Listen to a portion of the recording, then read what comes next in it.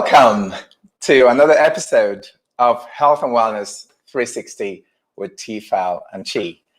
I am Chi, and I'm here with my beautiful wife, tfal. And you can find us at www.tfal&chi.com. So as you're watching this program, just go to our website and subscribe to become a subscriber, and you can get different collateral from us. Tfal? Yes, so I am tfal. I am an infectious disease physician, a podcaster, an author, a wellness coach, and a mom. And I'm excited to be here with you today. Yes, it's going to be a fun session today. It's going to be fun and interactive. So we're looking forward to, having, back and forth with the, audience today. Thank you for being there. Thank you for following us as always. Yeah. And please drop in where you're joining us from. Let us know where you're joining us from. So today we're going to be talking about a very important topic, longevity. And what are the tips and traits of people who live long and healthy lives? So we know that age is a number, and there's a chronological age, which is the age on a driver's license, and a biological age, how well our cells are doing and what's going on. So today we're going to be talking about longevity. We're going to be talking about, in our Make It Make Sense segment, we're going to be talking about blood pressure, what those numbers mean and why it's important. Correct. And so we have a great show planned, but right away we're going to get going and we're going to launch into it. So longevity, Chi, can you tell us some of the traits of people who live long, healthy lives? Thank you, tfal. So when we talk about longevity, we're not just talking about living to a long, healthy life, but living life healthy and having, quality of life as well. But I'm going to take you back, before we actually delve into it, I'm going to take you back to the genesis of longevity and how it came about. So Dan Buettner, a fellow of the American College of Geographic Society, started to study a portion of the world in Italy, in Sardinia, where people actually lived to 100 years old. And they started drawing concentric circles, blue circles around those zones to figure out what is it about these people that they live up to 100 and they're active and they're healthy. And he started to do this and map this across the world and started to call them blue zones. And there are 5 of them. There are 5 blue zones around the world that are noted, right? So we have Sardinia in Italy, we have Nicoya in Chile, we have Loma Linda in California, we have Okinawa in Japan, and we have Ikaria in Greece. And the common denominator is that all these people who live in these zones live long years. They're centenarians, which means they live up to 100 plus. Wow. And they live active lives as well. And this is the genesis of where that started, blue zones, and they begin to study what is it about them. So we figured from their studies that people in these blue zones, had a purpose. That was 1, they had a purpose. Okay. And 2, they had good psychosocial support. Great. 3, they also made healthy eating the easy choice. Great. And 4, they moved a lot. They were active. Wow. Yeah. That is awesome. So you just talked to us about places where people lived over 100 and they had healthy, long lives. Sure. That's really interesting because as a physician in the hospital and just, talking with people, a lot of us assume that once you hit 40, you get high blood pressure. At 50, diabetes comes. By 60, you have high cholesterol and gout. And that, these things just have to stack on and really not, aware of the fact that there are things that we can put in place that help us to live long and healthy lives. So, we really do have to delve deep into that. You talked about these 4 tenets of these people who live long and healthy lives, but we really have to go deep and delve into that. I love the word you use, that deep, because on this show we love to go deep and we love to really dive into things and figure out exactly root cause and try to break it down as much as possible. So we're going to delve in, and I'm going to actually ask you to start with exercise or moving more. So you said that was a tenet of people who live long and healthy lives. So why is exercise important, and how often? Why should I worry about exercise? Of course. So exercise, just to exercise means so many different things to different people, right? So we want to make sure we understand that correctly. So you don't have to be at a gym to exercise. So people from those parts of the world that are, denoted as blue zones, actually they moved a lot. So they gardened, they danced, there was yoga, there was meditation. Anything that made you exert yourself is considered exercise in that realm. So whatever it is that will make you exert yourself and also excrete, fluid from your skin, which means you're sweating, right? So they moved a lot. So exercise is anything that makes you exert yourself. And also in that space, we also understand the impact of exercise, right? Yes. So what you just said was it doesn't have to be a gym. We need to move more. So what are some of the things we can do? You talked about exercise, like walking, dancing, biking. So it doesn't have to be a gym. And when, Correct. how often? So correct. Thank you for that question, tfal. So the idea of exercise, like we said, it doesn't have to be a gym, so you don't have to have a gym. Actually, these people didn't really go to lift weights and do things like that, but they made it a point to always move. Yes. And to keep themselves active. That was the purpose. And being moving and keeping yourself active impacts several things in your life. That was the question I was going to ask you about that. So let's say I'm sitting here, I'm saying, we think about exercise and losing weight and stuff like that. Well, I don't want to lose weight. I'm great. I feel fine. Is it all about exercise, about losing weight, or are there other benefits of exercise? Thanks, tfal, for that. So there's so many benefits of exercise, studies have shown. So if you are active, you live a healthy, active lifestyle, you'll sleep better. It will impact your blood metrics. It impacts your sex life. It impacts your mood. There's your digestive system. There's so many benefits of exercise. So it's not just the physical, the mental, and your gut biome, and the way you actually relate with one another, your friends, family, and your support system. Those endorphins and Yes, all that. sure. So that was one tenet. We talked about the other benefits of exercise. Yeah. It's not just about your weight. Exactly. And I'm going to ask you as well, because part of the tenet of people who live in these regions is how they ate and nutrition. So can you share with the audience in terms of nutrition and the impact of nutrition in that space? Yeah, so we like to think about, food and nutrition as more than just calories in, calories out, right? Food as medicine, food as fuel for our bodies, right? Sure. So when you think about that, how you eat, when you eat, why you eat is really critical. And I think a lot of us don't really think about how important it is and how much control we have over what we put into our bodies, right? Sure. Thinking about nurturing ourselves and about how we feel. When we eat a certain way, we actually fuel ourselves and nourish ourselves in what they need. Thinking about that. So not just about our weight, but like you said, our mood, all of those things, our gut, our digestive system. For me personally, when you start to talk about eating healthier, you feel things in terms of your joints. There's no bloating. There's things like that. So really taking into importance healthy eating and eating in a way that nourishes your cells. So let me ask you this. Why does that matter in terms of, what you eat and when? Why does it matter?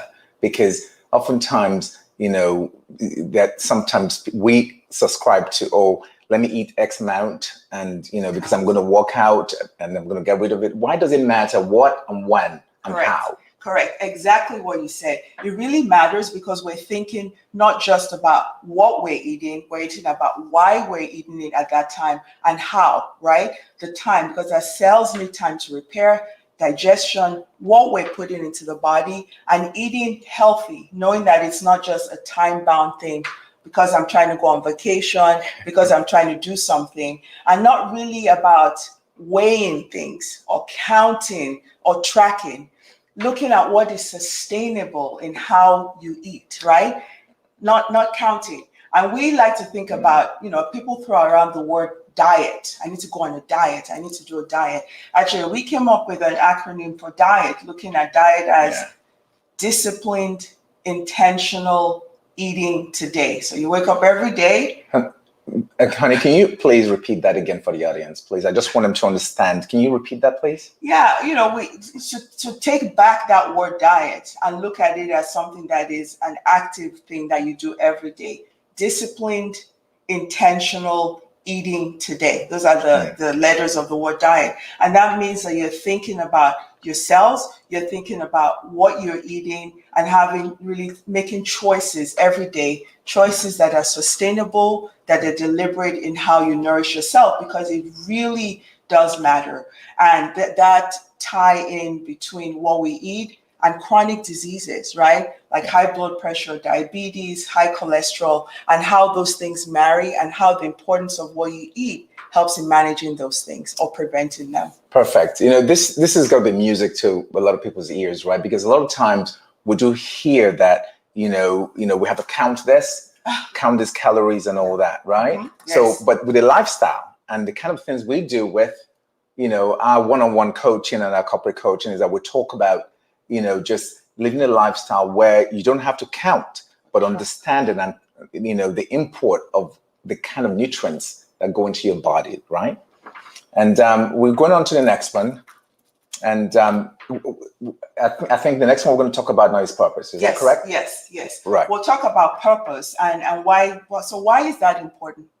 What you talked about, people who are in those zones have purpose, and why is that important?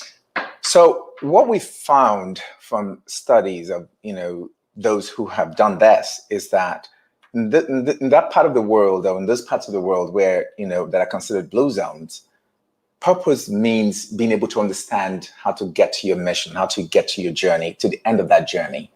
For instance, my purpose and why it's important to me is to live a long, healthy life, to be able to spend quality time with my wife, our children, and give back to society, just like we do on a daily basis, trying to impact society with what we do and the messages we share.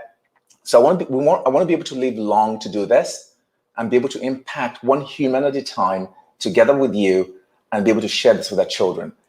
That's our purpose. So as we move along in this discourse, could you please, type in the chat box what your purpose is, wherever you are in the world watching us today.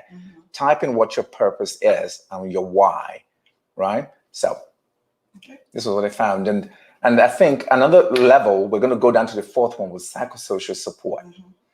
Can you talk about why psychosocial support was important to these parts of the world and why it's important? It is. Thank you so much for asking, Chi. So that was that fourth tenet in terms of psychosocial support. And what that means is we know the importance of social support and having positive people around you, right? Being in friendships and relationships where you have people that empower you, that nurture you, right? That validate you and allow you to fulfill your purpose, right? Sure. We know the importance of stress on our immune system, the importance of stress on blood pressure, the importance of stress on a lot of things. So when when there are negative relationships or things that deplete our energy, it affects a lot of things: our mood, our sleep, our purpose, our ability to exercise or eat well. So it's really important, that psychosocial support. And sometimes that support also comes from within,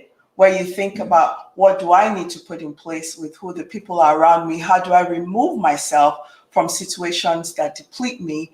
And also in terms of when there's stress, how do I cope with stress? Because sometimes, the way life is, you can't eliminate all stress, but figuring out things like mindfulness, meditation, prayer, if you pray, to be able to deal with those stresses that come. So we know that when people have positive relationships, it improves not just their quality of life, the quantity of life, like we talk about longevity. Yeah. So it's really a big tenet of that part, because when you have that support, it allows a lot of other things to fall into place. And we really did talk at that point about how when people have the psychosocial support, help in terms of other things that they're trying to do. They're trying to eat healthy. They're trying to exercise and move more. They're trying to live out their purpose. All of those things tie in where you have the right support. Awesome. So let me ask you this. So does tribe matter? The people that surround you? Said it. Sure. Okay. We just said it. Yeah. And it looks like it does matter. We talked about that, like who your tribe is matters. Yeah. And that is really important. Finding your tribe and understanding how those things happen. Fantastic. And it seems like we have a question. Yes. It seems like a question has popped up there. Yes, we haven't seen it. Let's see if that question comes up.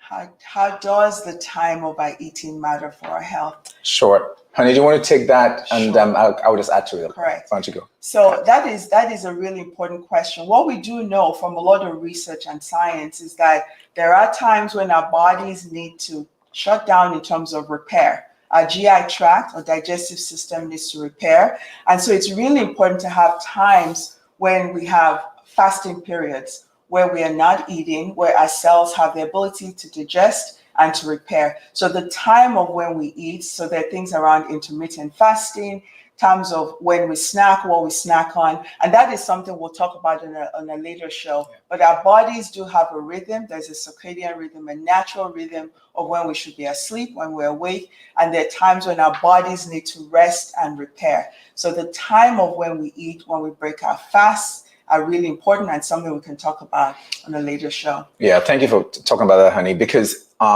this is one of intermittent fasting would be one of the topics that we have in the coming weeks. So continue to follow us. We have all these exciting topics coming up. Right.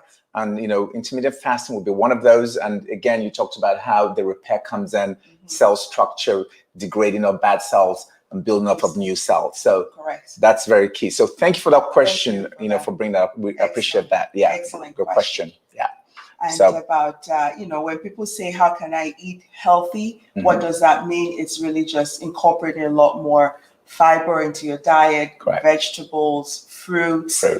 Really avoiding processed foods, added sugar, things like that. So thank you for that question.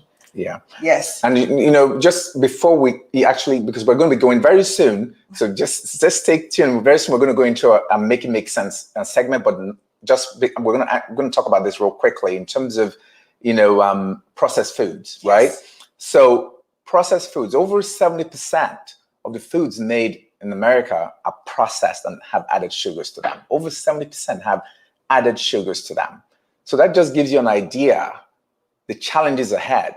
And that is why we do what we do and we have such a passion for it, because we know the challenge is huge, it's massive, and you're going out there and there's so much to look out for. There's so much to do in order to actually make yourself, your family, your friends healthy. So we're continuing to do this. And that's why we need all of you to help us in this fight and join us, as much as you can to begin, to fight this battle in terms of prevention rather than just managing disease, right? Disease. And knowing that you brought up an excellent point, Chi, in terms of prevention, nutrition, and someone I think had put up about food as medicine, health is wealth, knowing that even when you have these chronic conditions, you're going to do better when those lifestyle things are incorporated as you're working with your physicians and taking medications. If you're on medications, the importance of understanding how nutrition and movement plays into that. So those 4 tenets they're super important.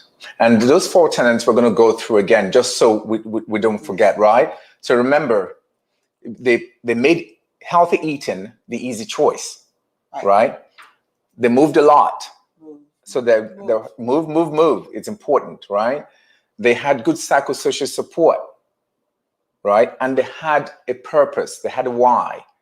They thought always, every day they woke up thinking about something they could do for another human being to make society better. So having a why doesn't necessarily mean something that is just about me or about myself. But what can I do to make another fellow human being's life better? So waking up every day with that allowed them to get to their own journey. And that summary nailed it, because when you know what that purpose is, you are able to then put things in place in terms of that discipline, intentional eating. You're doing things because you're living your purpose. And when we think of our bodies as the physical vessels to be able to fulfill our purpose, right? We want to keep it in optimal shape so we can actually do what we need to do on Earth. So that's great. So we talked about those 4. Remember, your body's a temple. You got to treat it like such, right? Yes. You got to treat it like such. And now a segment, which is called Make It Make Sense segment. We're going to talk today about blood pressure. Make it make sense. That's what it is. Make it make sense. And on this segment, what we like to do is literally take a subject and break it down, make it so simple to understand. We know today, when we talk about blood pressure, we know today that 1 in 3 Americans suffer with issues of high blood pressure. 1 in 3. 3. 1 in 3. And that number actually gets worse. In middle age, becomes 1 in 2 Americans, So, and cost-wise, over $131 billion spent each year on high blood pressure alone. In the U.S.? In the U.S. And if you broke it down to each person, it's north of $2,000 a year. So, tfal, I'm going to ask you, can you give us a synopsis quickly about blood pressure, high blood pressure? Oftentimes we have words thrown around like systolic, diastolic. Just break it down. Break it down, yeah. I'll be happy to. So those numbers are staggering, and it's unfortunately true. So we're going to break it down, right? We'll take that blood pressure, right? What is blood pressure? Blood pressure is really the pressure in which your heart is pumping against, right? So if we think about the heart and your arteries and that pressure, so the higher the resistance from those vessels within that pipe, which are your arteries, the higher your blood pressure. So we've all seen blood pressure numbers on our charts when you go to Walgreens, anywhere, right? There's a top number, which is the systolic, and there's a bottom number, which is the diastolic, right? The top number of systolic is the pressure in which your heart is pumping against, the pressure in the arteries your heart is pumping against. And the diastolic, or the lower number, is the pressure in between beats, the pressure in the arteries. So the more resistance there is, the higher the pressure. So 120/80 or less is what our goal is. Get that? 120/80 or less is what you want. Now, when you have a number that is 120 to 129 in that top number, that is elevated blood pressure. Once you're over 130, so 130 to 139, that is stage 1 hypertension. And that bottom number, 80 to 89, stage 1 hypertension. And anything over 140/90 is stage 2 hypertension. And I say that because before a couple of years ago, we used to wait until 140/90 before we said hypertension. So when people say I have a touch of blood pressure or little, there's not a touch of elevated blood pressure means, I need to start putting things in place. And once you're over 130, that is the definition of hypertension. Fantastic. Thank you for breaking it down like that. And before we move on, I want to ask you a couple of questions. So you talked about pressure against the arteries, right? Sometimes and oftentimes we think that it impacts some arteries in our bodies. Can you tell us what arteries do high blood pressure impact in the body? They impact all of the arteries, right? So we think about the large arteries, the big vessels that the heart pumps against, but those break down into smaller vessels that feed all of our organs, right? Every single organ cell gets its own blood supply. So if you think about why blood pressure is elevated, it's either there's a large volume because there's a high salt, and with salt comes a lot of water. So either a high volume or you have narrowing of the arteries from plaque, from smoking, from stress where our vessels constrict, or from being overweight or obese because there's a lot more pressure where the arteries are going to. So which is why when we think about the consequences of blood pressure, it's a leading cause of stroke, heart failure, but we think about all the other vessels, brain vessels. So people think about stroke. It's associated with dementia because parts of the brain are not getting blood.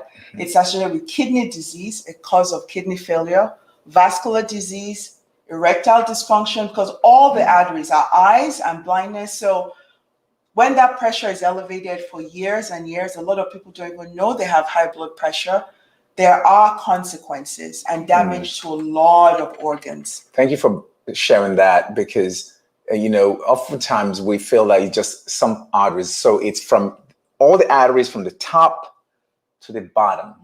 Exactly. So it impacts everything. And you actually talked about ED, erectile dysfunction. So oftentimes we don't know, but that is a huge issue in that space as well. So what can I do if my blood pressure is high? Because as we're moving, we have about 5 minutes left in the show. So can we talk about quickly what can we do if we have high blood pressure? So if you have high blood pressure, a couple of things you can do is obviously make sure that you're in care and make sure you have a time to follow up with your provider about how often that needs to be checked. You can get a home blood pressure machine, because it's important to also keep track and take power in terms of ownership of that.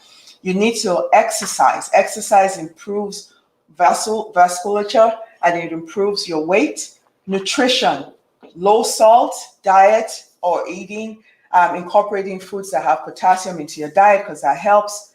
Managing stress, because stress involves in constricting our vessels. Weight management, exercise, moving more, being adherent with your medications, and also measuring and doing all those things. Cutting back alcohol, quitting smoking. Those are a lot of things you can do, but really avoiding tinned and canned foods that add a lot of salt and sodium, avoid processed foods, and eating a lot more vegetables and fruits, and following up with your physician. So cook your own food, avoid processed foods in the stores and all that. That's key. I know the question came up about what is low blood pressure. In 10 seconds, can you just share that real quickly so we can move on, because we have 3 minutes left for the show. Oh, wow. So low blood pressure is when your blood pressure is too low to support your functioning. So when people have low blood pressure, they have symptoms of dizziness and that could be because of over medication or other conditions that cause low blood pressure. There are athletes and people who are very well conditioned where their blood pressure is low by reading, but they're fine, they have no symptoms. So low blood pressure, if it's causing symptoms, is something that needs to be worked up by your physician to figure out what the cause is and how to manage that. Thank you for sharing that, tfal. So that's amazing. So what we do on this segment on our show every time is that we talk about what, that segment, which is make it make sense. And we'll have this segment on every single show, and we'll go deep, we'll break it down, make it simple for you to digest. So, and we're going to move along now. We have 3 minutes. This show moves by so quickly, but remember, we're always back every 2 weeks. So you got to stay with us, follow us, go to www.tfal&chi.com, subscribe, follow us, tag us, invite your friends to join our show. And, we'd love to share, collateral, and, we send newsletters out, things that you can be part, recipes, things you can follow and share with your friends. But we want to leave you with this, right? I've got something I want to leave you with, and tfal is going to leave you with something as well. So mine is EMT. So remember, eat well, move as often as you can, think about your purpose each and every day. EMT, eat, move, think, right? tfal, what are your 5? My 5 are C's, the 5 C's, right?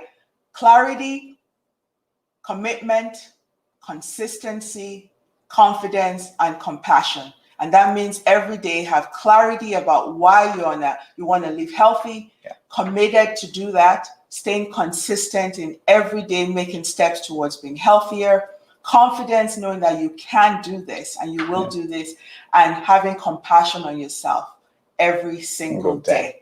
And we always say, finally, remember, love, patience, and kindness to yourself and to others. Always. So thank you for joining us. We're back on the 19th of June.